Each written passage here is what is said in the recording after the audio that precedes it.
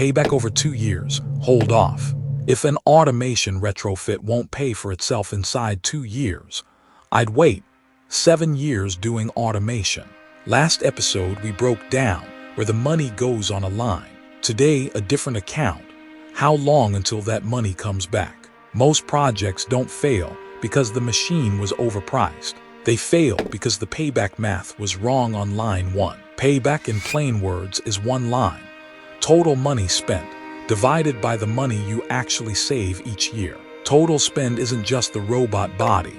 Fixture, vision, safety, conveyance, install and commissioning, plus retrofitting the old line and the cost of stopping it, all go in.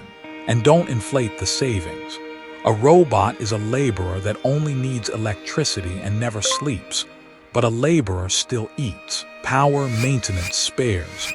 The person watching it, all of that comes back out of what you saved. Most bosses overcount, save a few workers at step 1.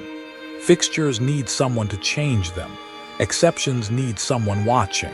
Those people you can't cut. A bridge deck welding line, public tender 1.5 million RMB, about 200 grand US, all in. Design, install, commission, acceptance, everything. The same tender from last episode. To be clear up front, the notice never says how many people it replaces. What follows is a worked example on public numbers. Swap in your own. Say one shift replaces 4 welders, at a wage from China's Statistics Bureau released this May.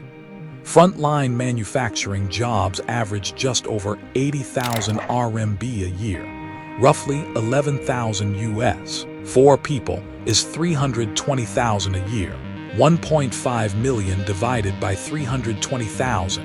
On labor alone, 4.6 years to break even. Slower than you pictured. Don't leave yet. If the orders are there, that number can halve. Same line, 2 shifts running full, replacing 8 people. Payback drops to 2.3 years. Remember, this is a gross figure. Power, maintenance, the watcher aren't deducted yet. Deduct them and it's slower. If your welders cost more than average, it's faster. Swap your numbers and the answer moves. But hold the order of magnitude. What drives payback first isn't the price of the machine. It's whether your work can keep it fed. From the projects we've handled, the thing most often left out of the math isn't the robot's price. First is line stops. Retrofitting an old line means touching foundations, air, power. Yield is unstable during trial, and a day down doesn't burn electricity.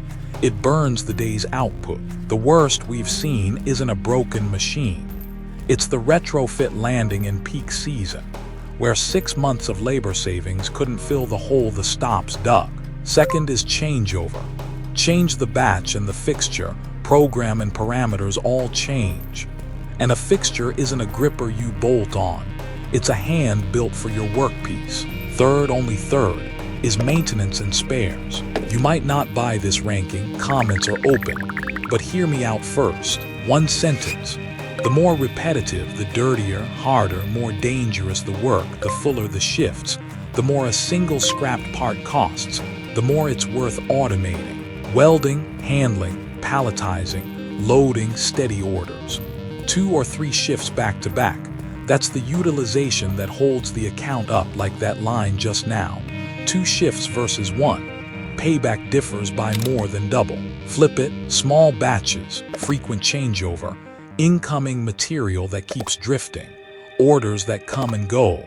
And no matter how tireless the robot is, it's afraid of having nothing to do. Automation with no work to do is just a very expensive idle station. Don't chase the lights-out factory blindly. A lot of the payback periods in the marketing are computed from ideal conditions. The machine never breaks, orders are always full, incoming material is always good. On your floor, fixtures, commissioning, line stops, changeover, every one of those pushes the number back.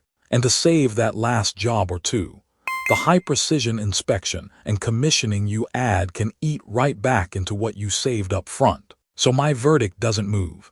Payback over 2 years, hold off.